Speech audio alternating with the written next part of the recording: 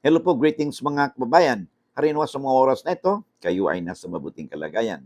Ito pong muli sa Tony Rogelio Wong ng Batas Pinoy, ang ating pong channel, isa pong legal and public service program inyong lingkod in collaboration with the Integrated Bar of the Philippines, Manila Port Chapter.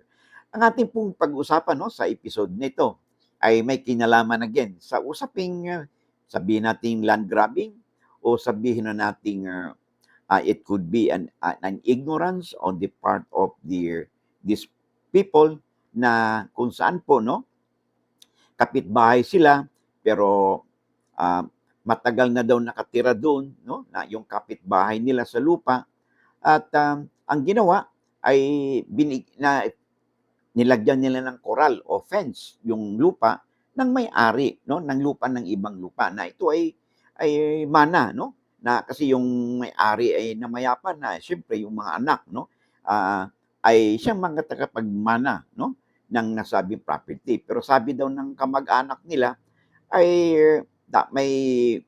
may karapatan sila na lagyan ito ng koral fence kasi matagal na daw silang nakatira doon. So bilang nakatira na, may karapatan sila. Ang ginamit pa na salita ay katungod. So katungod is Bisaya, di ba? Meron silang katungod na mag-claim o sa ownership doon sa lupa kasi matagal na sila nakatira doon. So ang tanong ngayon, tama po ba ang sinasabi ng kanilang kapitbahay na sila ay may katungod na doon sa lupa? Yan po ang bibigyan po natin ng daan sa ating pong episode sa ano po ito, sa video po ito. Okay, bago tayo magpatuloy kung kayo ay baguhan pa lang, hindi pa po kayo napag-subscribe at hindi pa rin kayo napag-follow sa ating mga platforms po natin sa Facebook at dito po sa YouTube. At if you find our videos interesting and informative, siguro naman po ay hindi naman po siguro kalabisan pag ang inyong lingkod po ay hihingi po sa inyo ng isang subscribe, isang follow at isang share and like po upang sa ganon ay mapalawig pa natin ang ating advokasya na ma-share po natin, maparating po natin sa ating mga kababayan. They could be your friends, your kapitbahay, your neighbors, or inyong kamag-anak o kakilala ninyo, upang sila din ay makinabang at may mapulot po sa ating mga pinag-usapan. Lalo na ang ating pong pinag-usapan ay mahalaga po, because it has something to do with the law. Lahat po tayo, wala pong exception, one way or the other po, ay makaka-stumble din po tayo ng batas sa buhay po natin. Hindi po natin maiwasan yan habang tayo po ay nabubuhay pa at dito po tayo nakatira sa sibilisadong community sa ating bansa. So talaga pong umiiral po ang batas, kaya napakamahalaga na kahit paano ay may alam po tayo tungkol sa batas. Dahil sabi nga natin, lamang na ang may alam sa batas. Okay? So yung po ang bibigyan po natin ng daan ay sulat po sa atin ng ating isa po sa ating mga taga-subaybay.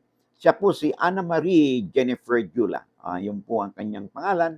So sabi niya dito, "Good evening, attorney. Pwede po magtanong. Maaari po bang ikoral ng kapitbahay namin na hindi naman po sa kanila yung lupa?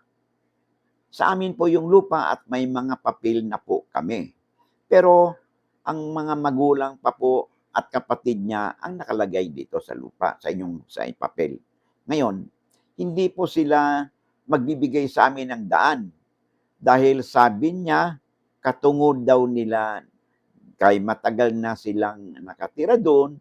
Sana po masagot po ninyo agad po ako dahil nagbarangay na po kasi kami." Alright.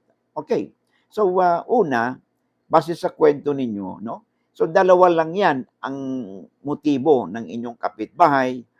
Either yan ay a case of land grabbing or a case na maling pag-aakala sa batas na dahil matagal na sila doon, ay akala nila ay may karapatan na sila no? Doon sa lupa. Kasi meron kasi tayong sinasabi rin, no? Maaari nakapagpanood sila sa video natin at hindi lang nila masyadong naintindihan, no? Yung mga videos po natin. Kaya nag-shortcut na sila at dahil matagal na sila nakatira doon, ay pwede na, may karapatan na sila, ay may katungod na sila para para angkinin yung lupa. So, dalawang bagay lang yan. Either there is intention to land grab or because of ignorance, akala nila they could assert ownership already of this land. Una, sabi nga ninyo, may mga papel kayo. I assume na yung papel na sinasabi ninyo, this could be a land title or a tax declaration certificate. Yung tax declaration certificate, no? Lalo na kung titulo, this this is an absolute proof of ownership. At kung under tax declaration certificate man lang, unless at least po meron kayong tinatawag nating prima facie proof of ownership. Okay? Now, saan ba nagmula ang sinasabing may katungod kami dahil matagal na kaming nakatira dito? Saan bang, anong pinaghuhugutan yan? Ang pinaghugutan po niyan ay yung sinasabi nating acquisitive prescription. Ano bang ibig sabihin yan? Sa batas po kasi natin ay there are two ways, no, na para by way of prescription na either we lost or we gain, no, ang isang karapatan, lalo na pagdating po sa real rights o sa lupa, no. Katulad niyan, pag ang isang tao, okay, ay nakatira sa lupa nung dati 30 years, ngayon kahit na 20 years na, okay? Dahil sila ay nandun na in the concept of an owner bilang may-ari, okay? At yung lupang yan ay hindi naman titulado, okay? So, sa katagalan nila na doon, at least 20 years na sila, and they are there in possession in the concept of an owner. Hindi nandun sila dahil nag-i-squat sila. Hindi nandun sila nakaposesyon dahil inuupahan nila. Okay? Nandun sila dahil sila ang nagmamay-ari, no? Yun ang kanilang pananaw, yun ang kanilang paniniwala, no? So, alam ng buong barangay na sila yung may-ari, sila yung nagtanim sila doon, na-develop niya yung lupa. At kinuha nila ng tax declaration certificate yung lupa. Okay? Dahil, okay? Pag ganun, so ito may tuturing na meron silang possession dun sa lupa in the concept of an owner dahil, yun nga, ibinayad nila ng amilyar. Meron silang tax declaration certificate. So based on this, pwede silang mag-apply ng pagpatitulo nito by way of acquisitive prescription. So, yun ang magiging basyan. So, ito marahil ang pinagbabasihan nung inyong kapitbahay. Pero sabi mo, meron kayong papel, kompleto kayo, no? Although nakapangalan pa sa magulang ninyo yan at sa kanyang kapatid. But kayo bilang mga anak, kayo po ang mituturing na successors in interest ng inyong magulang. Ibig sabihin yan, dahil namayapan ng magulang ninyo, kayo ngayon ang hahalili as co-owners doon sa lupa.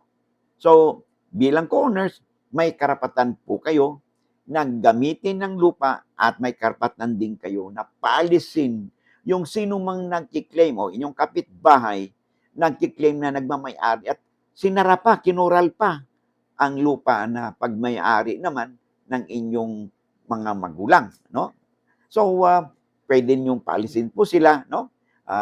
Iasunto po ninyo sila. Ngayon, sabi mo, ay nandun na kayo sa barangay with more reason, okay?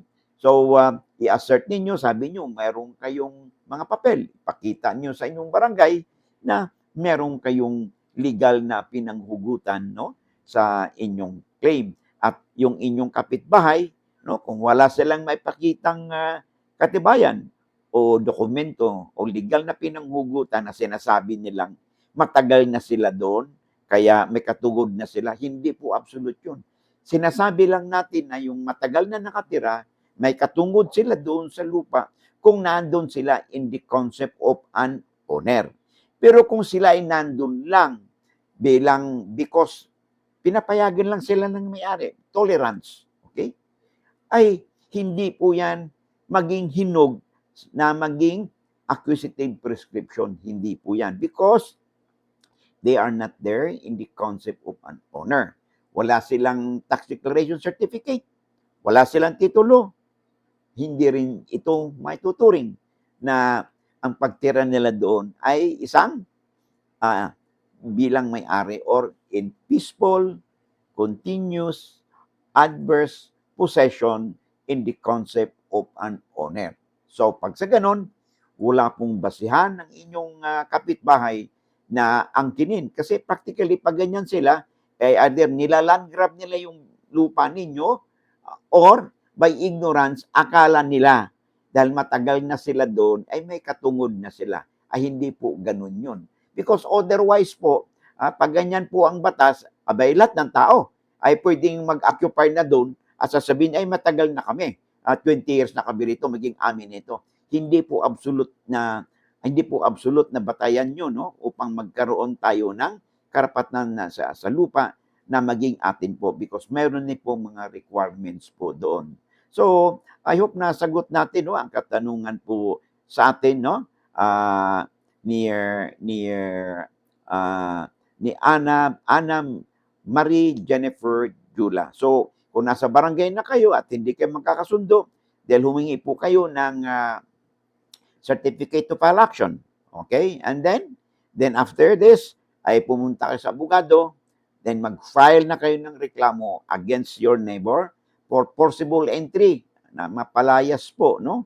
Or dahil inaangkin nila yung ownership na, pati possession, maaari mag-file kayo ng petition or complaint to recover possession and ownership doon sa lupa, no? Or action re-invindicatoria with damages. Okay? Upang sa ganon, makuha po ninyong maibalik po sa inyo ang inyong lupa, no? Na kahit na nakapangalan pa sa inyong magulang yan at sa kanyang kapatid, kayo bilang successors in interest, ang mga heirs, ay may karapatan po, no, doon sa lupa.